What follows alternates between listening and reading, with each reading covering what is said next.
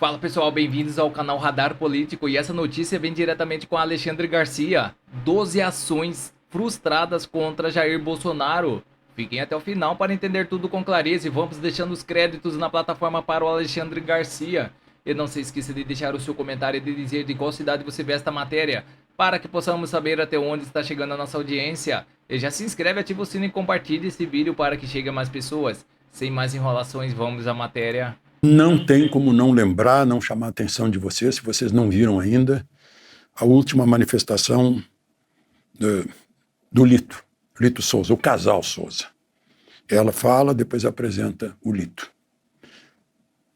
Um peso enorme, emocional. Ele lamenta perguntando como vai contar para o filho de 7 anos que o pai vai virar estrelinha no céu. E o final do casal é de uma textura, uma intensidade emocional muito grande. Dentro de um drama, tem tudo. Tem vida, tem esperança, tem fé, tem racionalidade. Meu Deus, uma lição para a vida de todos nós. Lito Souza. Hoje, em 26 de agosto de 1978, foi eleito mais um Papa, João Paulo I, o cardeal de Veneza, Albino Luciani. Albino Luciani. Ele foi Papa por 33 dias, morreu em setembro. Eu estou registrando aqui porque eu ouvi, recebi bênção dele, lá da janela da Praça de São Pedro. Em setembro de 78, eu voltava da Alemanha de uma cobertura pelo Jornal do Brasil da viagem do presidente Geisel. E aí passei por Roma. João Paulo I, depois veio o João Paulo II, cardeal Wojtyla. Dizem que ele teve uma visão de que na frente dele, na eleição dele, estava um mais poderoso. Era o Karol Wojtyla. Ele homenageou João Paulo, foi a primeira vez que houve um Papa com nome duplo. Quis homenagear 2 papas anteriores. E é o nome do meu neto. E, bom, eu queria registrar também a morte de um colega, um excelente colega, sempre disposto, risonho, poeta, o Luiz Turiba, ou Turíbio, pernambucano, que veio para Brasília, marcou época aqui em Brasília e morreu em Salvador aos 76 anos, com sequelas da Covid. Eu estava vendo a biografia dele, ele foi preso, aliás, foi condenado, foi preso. Condenado por crime contra a segurança nacional quando tinha 18 anos no Rio de Janeiro e fazia parte do Partido Comunista do Brasil, que era o Partido Revolucionário, o PCB, Partido Comunista Brasileiro, não queria armas, queria poder pelo voto e o outro queria fim armas.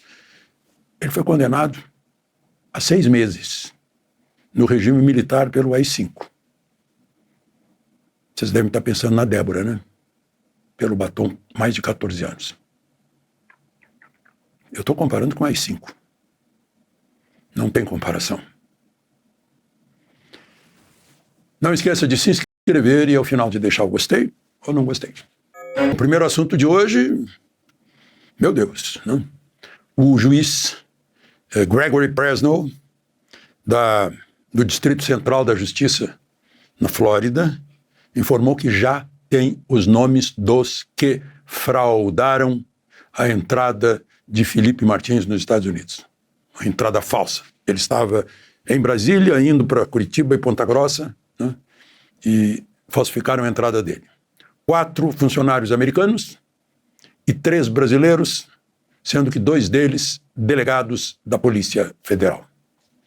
É o que diz o juiz, que vai revelar os nomes. Aí já está todo mundo já falando que a ordem veio do delegado Fábio Schor, que era assessor nomeado do ministro Alexandre de Moraes. Fala-se, vamos esperar que o juiz diga isso, né? E depois apareceu aquele outro que seguia o Alexandre Ramagem lá na Flórida, Marcelo Ivo. Mas também é o que se fala, o que se suspeita.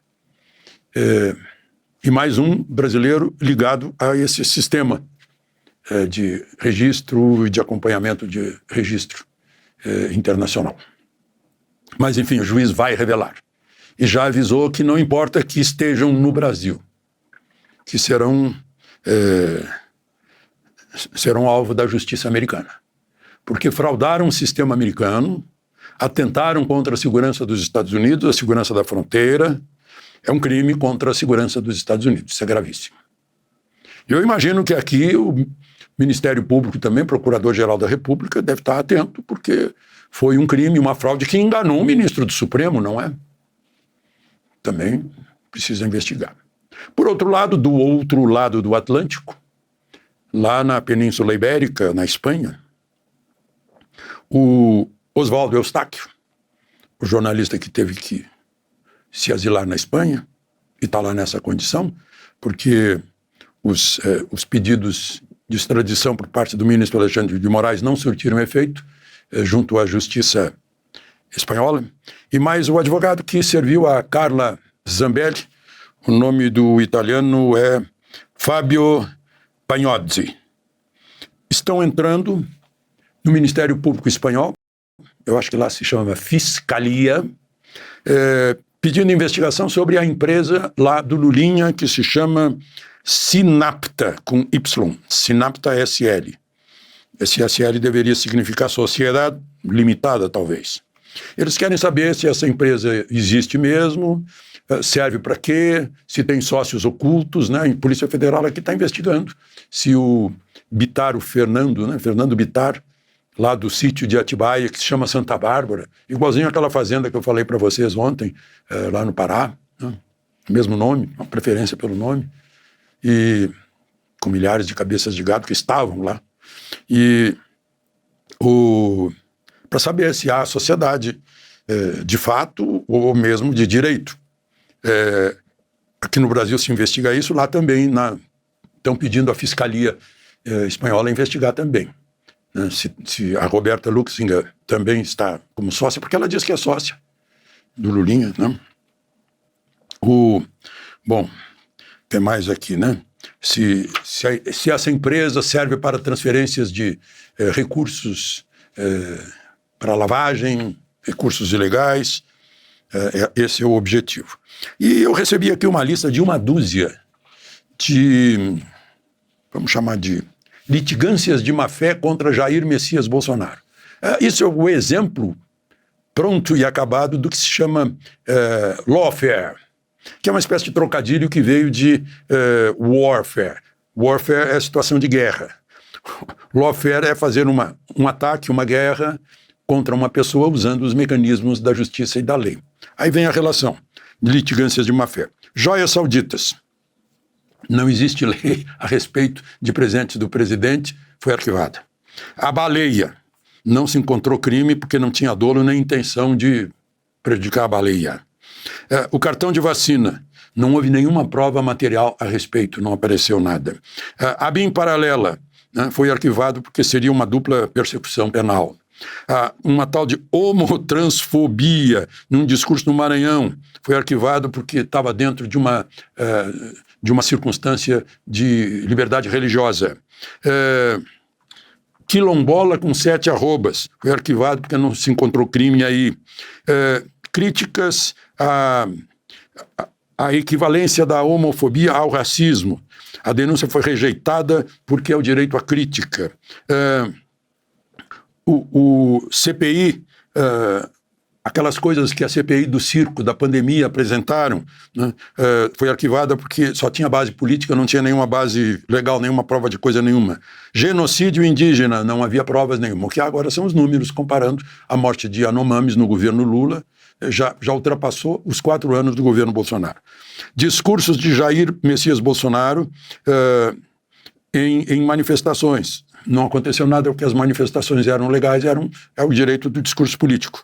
E numa ação de Randolph Rodrigues, sobre também alegando que Bolsonaro falou isso e aquilo. A justiça considerou dentro do debate político, não tinha nada. Imagens de crianças em campanha. Também nada se encontrou na lei penal a respeito disso. Lawfare, nada, zero. Mas mobilizou a mídia contrária para prejudicar Bolsonaro, atrapalhar o governo, tudo isso, né? e o final todo mundo já conhece como terminou. O objetivo era exatamente isso, né? Ver se tem mais alguma coisa aqui a salientar. Só para lembrar, né? Guerra urbana no Rio de Janeiro continua, na Zona Norte, mais exatamente ali na região de Cascadura. 19 ônibus foram usados para bloquear a ação da polícia, 2 batalhões da PM. Enfim, houve tiroteio, um bandido foi morto, o outro foi ferido, está preso, 4 estão presos, foram apreendidas. E vamos com as notícias no site Diário 360. Vorcaro depõe a Polícia Federal nesta quinta-feira sobre a atuação da ex-dirigentes do Banco Central. Ex-dono do Banco Master será ouvido por videoconferência pela Polícia Federal no âmbito da Operação Compliance Zero. Investigadores apuram possível atuação de ex-integrantes do Banco Central em favor dos interesses da instituição. Daniel Vorcaro, ex-banqueiro e dono do liquidado Banco Master, presta depoimento à Polícia Federal nesta quinta-feira, em mais uma etapa das investigações da Operação Compliance Zero. A oitiva está marcada para as 10 horas e será realizada por videoconferência, com Vorcaro participando a partir da unidade prisional conhecida como Papudinha, no Distrito Federal, onde está preso preventivamente. O principal foco do depoimento é a relação de Vorcaro com ex-integrantes do Banco Central que passaram a ser investigados pela Polícia Federal por suposta atuação em favor dos interesses do Banco Master. Entre os nomes citados na investigação estão Beline Santana, ex-chefe do Departamento de Supervisão Bancária, e Paulo Sérgio Neves de Souza, que também ocupou cargos ligados à área de fiscalização do Banco Central. A Polícia Federal apura se os servidores teriam prestado algum tipo de consultoria ou colaboração a Vorcaro, incluindo orientações relacionadas a procedimentos, documentos e decisões envolvendo o Banco Master. Conversas obtidas durante a investigação, incluindo mensagens de WhatsApp, também são analisadas pelos investigadores para esclarecer a natureza da relação entre Vorcaro e os antigos integrantes da autoridade monetária. Outro ponto investigado é a possibilidade de terem ocorrido vantagens financeiras ou outros benefícios relacionados à suposta atuação do ex-servidores, circunstâncias que ainda dependem da conclusão das investigações. O depoimento desta quinta-feira também marca a primeira oitiva de Vorcaro desde a mudança em sua equipe de defesa, que passou a contar com, entre outros profissionais, como o advogado criminalista Daniel Bialski. Anteriormente, propostas de colaboração premiada envolvendo Vorcaro chegaram a ser discutidas, mas não avançaram diante da posição da Polícia Federal e da Procuradoria-Geral da República.